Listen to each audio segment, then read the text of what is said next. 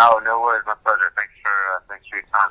Oh, not a problem at all. Well, mate, I've got to start off by saying congratulations on the album. I know we've already spoken about the album a few months ago, but congratulations again. And how excited are you about being able to do these live streams? It's really exciting, man. Honestly, it's cool to just to feel like we can have an opportunity, have a way to for our fans to access us, for us to engage our fan base, for people who want to check out, the new album, the new songs in a different kind of more exciting way, or I guess I don't know, more exciting, but different, new way. And to revisit the Ashes album as well is really exciting. I mean, that's sort of revered amongst fans of the band as a classic kind of release from us. So it's just cool to be able to engage and to have a project to work on in the midst of all this pandemic.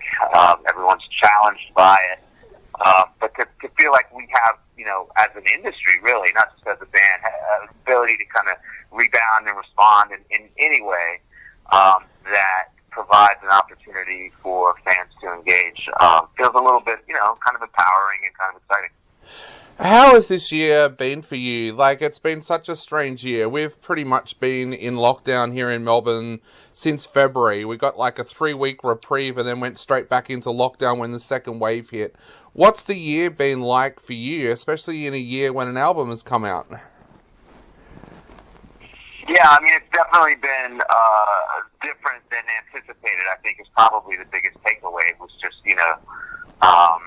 plans and sort of a vision for how the year was going to go, career-wise and therefore personally and all that kind of thing were really uprooted, were really flipped upside down.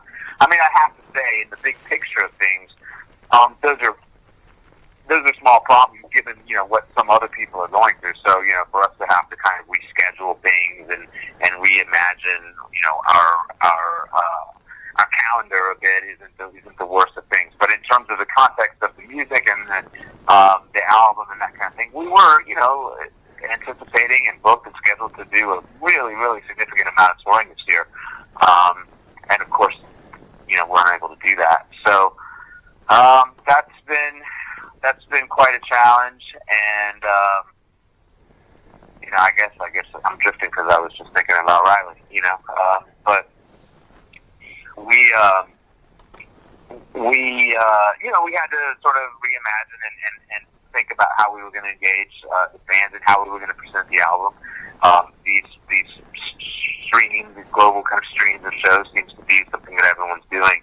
I think you're going to find that different bands put their own kind of spin on it and put their own kind of character into it, and we're really looking forward to getting involved. And we're really just, honestly, I'm just really glad to have the opportunity to engage and to present this new album and these new songs and the old ones.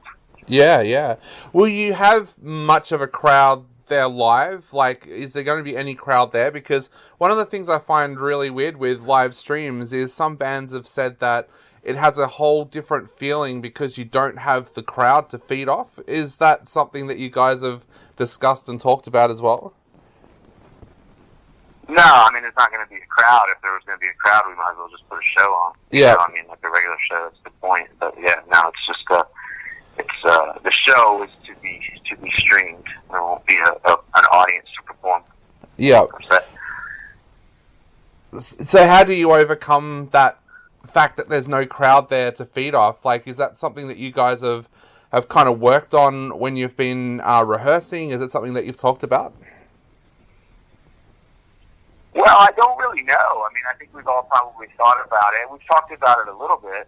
I guess in a sense, we normally don't rehearse in front of a crowd, so we're prepared for playing in front of nobody. Yeah. I don't necessarily know how how to compare or contrast the differences because this is sort of new ground to cover. I guess we're just going to have to see how it goes. Obviously it's not ideal in the sense that I would much prefer to be touring and to have that personal interaction with the fans and to see the smiling faces and the fists in the air. I mean, that's such a huge part of why we do what we do. But I think it certainly helps to know that people are going to be at home doing that safely, and we're just going to do the best best we can to present these songs and to, to maybe bring some joy. Hopefully that's the goal. Yeah. What's it been like for you to go back and revisit Ashes? That's an album that you guys put together 16, 17 years ago. What's it been like going back and rediscovering those tracks?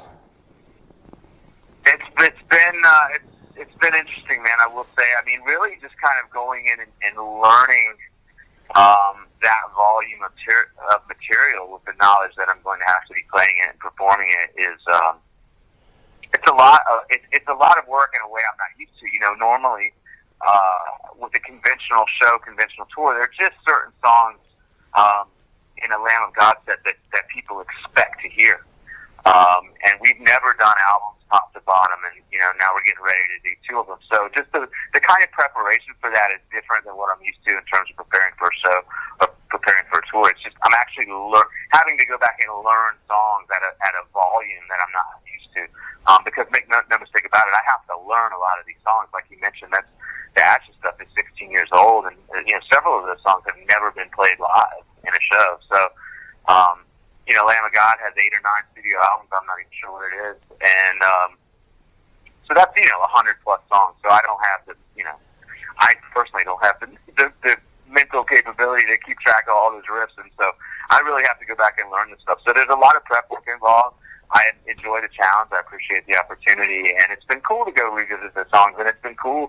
I think I like this idea that we're going to be playing songs that people have never seen performed live, so that's cool. How do you go about preparing yourself to play tracks live that you've never played live before? Do you still get really nervous before you do that, or are you confident when you come out of the rehearsals that, hey, this is going to go all right? Yeah, I mean, this is what we do.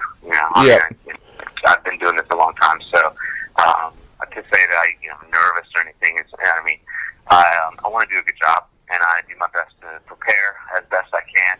Sometimes things pop up. You make mistakes. I always make mistakes. I mean, anyone out there thinking that the bands they see are playing perfectly every time, there aren't many that do. So I sort of accept that as part of being human. My goals are to perform as best I can, to play the songs as accurately and as passionately as I can, and to play my position in the band, do a good job. And that's kind of after 25 years of being in a band and performing and touring and stuff like that. I'm in a pretty settled. Yeah. Settled groove with all that. I remember when I spoke to you a few months ago and we were talking about the album, we both said that this is an album that sounds like it needs to be played live. How have you found these new tracks when you've actually been going into the rehearsal and practicing playing them live? Have they kind of taken on a life of their own in a way? They have. Some of them have evolved a bit. Some of them some of them felt pretty live when we were in pre-production and recording them in the first place. But, some of them have sort of evolved a little bit as we, rehearse them. And, all in all, it's kind of fun to play the new stuff. A lot of these songs, I was telling someone in an interview earlier, typically when we release a new album, we'll take 2 or 3 songs from the album and put that into the set. We don't normally anticipate putting an entire album into a set. So this is kind of a new challenge, a new opportunity, and a new approach for us, really. So, yeah, it's cool. Even on the new stuff, it's cool to dig in and kind of envision it all as going into a show. It's a unique challenge. Yeah, and you get to go back home as well, back to Richmond, Virginia. Tell us a little bit about what that's been like, being able to go back and play in your hometown. Well, we do periodically play in our hometown. Typically, it is to a crowd, so that's different. It's not necessarily odd for us to perform here in Richmond. I think the odd part is that there won't be an audience. Yeah.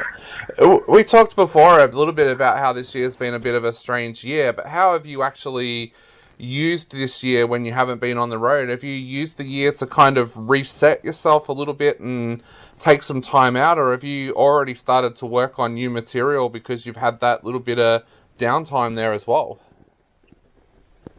Well, both in my case. I have certainly taken advantage of the time with family, and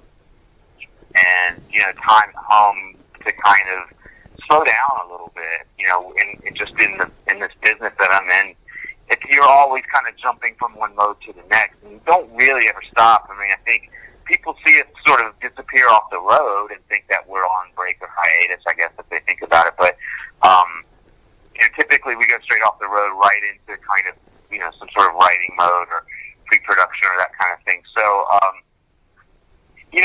this situation, as unfortunate it is, has provided me personally with a little bit of time to kind of just press pause a little bit and reflect on where I'm at, spend time with family, enjoy my beautiful home, and I have been writing. I'm kind of always writing when I'm home, honestly, so that's not like a really like a revolutionary development for me.